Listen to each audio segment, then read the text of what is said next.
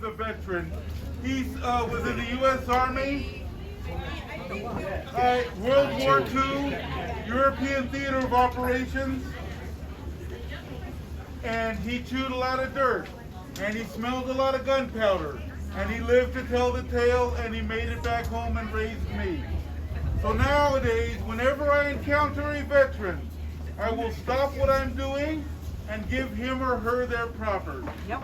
So again, ma'am, gentlemen, thank you. Thank you. Gentlemen, I'm going to play this song for you, but I'm also going to dedicate it to members of your platoon, members of your fleet, members of your battalion who could not be with us today.